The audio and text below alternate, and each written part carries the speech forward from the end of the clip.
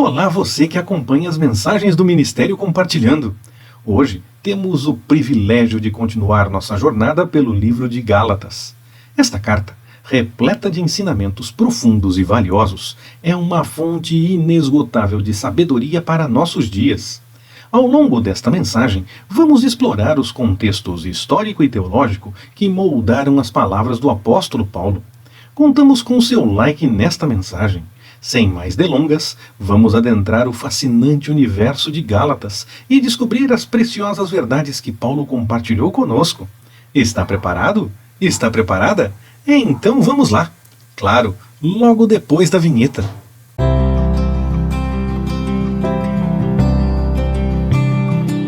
Olá, Pastor Ricardo na área. Graça, paz e alegria.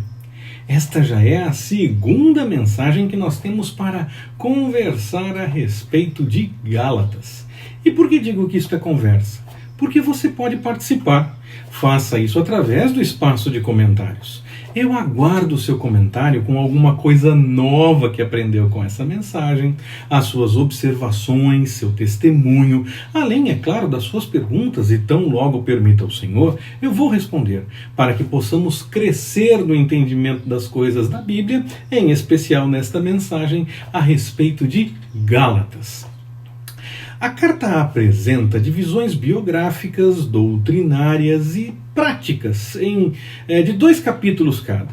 Na primeira seção, capítulos 1 e 2, Paulo defende a sua autoridade apostólica. Na segunda parte, na segunda seção, ela é doutrinária, capítulos 3 e 4. E Paulo apresenta uma série de argumentos e também muitas ilustrações para provar a inferioridade da lei em relação ao Evangelho e para estabelecer o verdadeiro propósito da lei. Na terceira, a aplicação é prática da doutrina, capítulos 5 e 6. E Paulo exorta os Gálatas para usarem adequadamente a habilidade cristã na direção da liberdade e para não abusarem da mesma. Ao invés de dar lugar ao pecado, o Evangelho fornece os meios para se obter a justiça que a própria lei exige. Com isso, o principal propósito de Paulo ao escrever essa carta aos Gálatas parece mesmo ser expor a verdade sobre o Evangelho, mostrando a suficiência da obra de Cristo e ensinando que a salvação vem pela fé no Senhor Jesus. Gálatas 2, de 5 a 14. Nas mensagens que nós divulgamos aqui no canal do Ministério Compartilhando, sempre nos preocupamos com essas informações que apontam para a direção do estudo bíblico, mas isso sem descuidar de uma devocional, da aplicação do texto em nossa caminhada diária. Assim, se você ainda não se inscreveu, faça logo a sua inscrição e ative as notificações no sininho e assim, a cada nova mensagem que a gente divulgar por aqui, você deverá receber sim o alerta para que então possamos conversar mais uma vez. Pensando sobre a autoria, Paulo confirma a sua autoria, mesmo que tenha pedido para outra pessoa escrever, não é certo isso.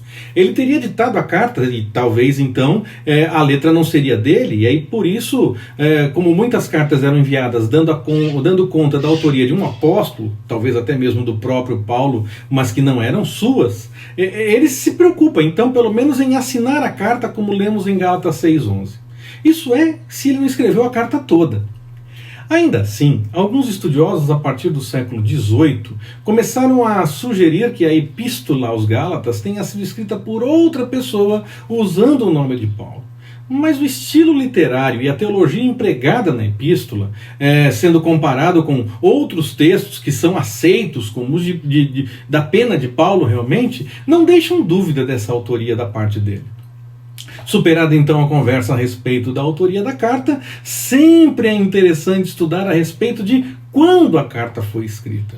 E nesse caso existem algumas possibilidades de afirmações, uma vez que nós precisamos também definir para que região da Galácia essa carta se endereça. Se Paulo escreveu para a Galácia do Sul, a carta foi escrita durante a segunda viagem missionária de Paulo, registrada em Atos dos Apóstolos. Se ele escreveu para a Galácia do Norte, a carta teria sido escrita na terceira viagem missionária. Eu concordo com a segunda possibilidade, Paulo afirma em Gálatas 4,13 que quando esteve a primeira vez entre os Gálatas, esteve enfermo.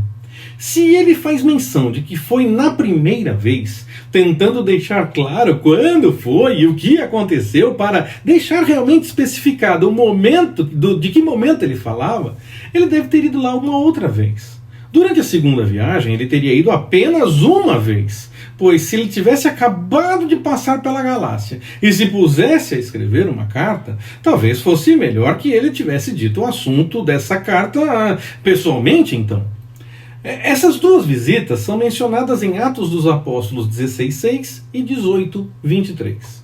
Eu entendo então que Paulo escreveu essa carta durante a terceira viagem missionária, provavelmente em Éfeso, entre os anos 52 e 55 da nossa era. Gálatas é a única carta que Paulo endereçou especialmente a um grupo de igrejas. A Galácia não era uma cidade, mas uma região da Ásia Menor, que incluía várias cidades. Seu nome originou-se no século III a.C., quando uma tribo de pessoas da Gália migrou para o local. No século I d.C., o termo Galácia era usado geograficamente para indicar a região centro-norte da Ásia Menor, onde os gálios teriam se estabelecido. Politicamente, designava a província romana na parte centro-sul da Ásia Menor.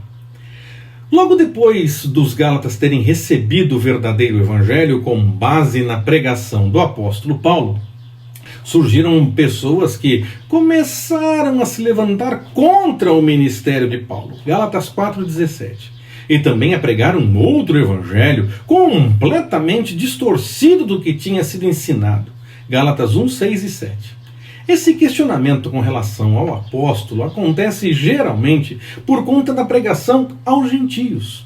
Havia um entendimento por parte de alguns que os cristãos gentios deveriam assumir os costumes judaicos. Mesmo depois do concílio em Jerusalém sobre o assunto, registrado em Atos dos Apóstolos capítulo 15, esse questionamento seguiu. Inclusive a acusação dos judeus que querem matar Paulo vai na direção que ele negava sua história ligada com a lei. Os falsos mestres ensinavam aos Gálatas e tentavam ensinar para muitos outros que a fé em Cristo não era suficiente, mas ainda era necessário praticar principalmente a circuncisão. Vemos isso em vários textos de Gálatas. Claro que esse seria o rito inicial e possivelmente depois disso haveria muitas outras coisas, mas Paulo já questiona desde esse começo. E os que queriam que as práticas judaicas fossem observadas atacam a autoridade de Paulo. Basicamente, esse é o pano de fundo dessa carta. Na questão religiosa, os Gálatas oscilavam muito.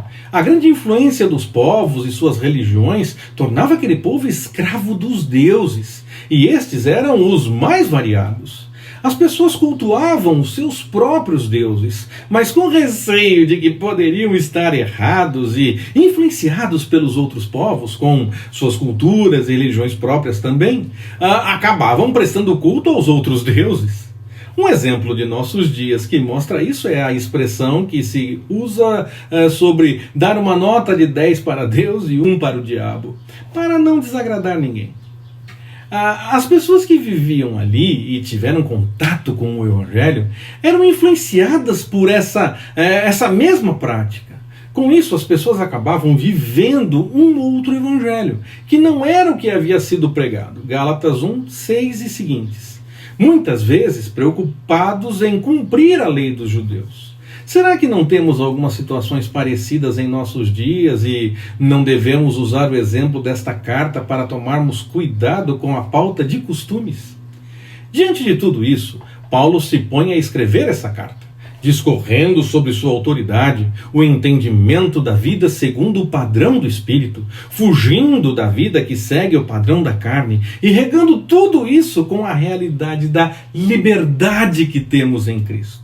Fica claro no texto que Paulo explica muito bem que, ao deixar de observar alguns aspectos da lei mosaica, ao invés de dar lugar ao pecado, como os que defendiam a observação podiam encaminhar, o Evangelho fornece os meios para se obter a justiça que a lei exige.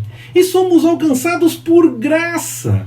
O grande resumo de Gálatas acaba sendo: o Espírito Santo nos direciona para vivermos livres do pecado e não precisamos nos preocupar com os detalhes da lei, pois somos direcionados a essa vida de acordo com a vontade do Senhor pelo Espírito Santo e somos salvos pela graça.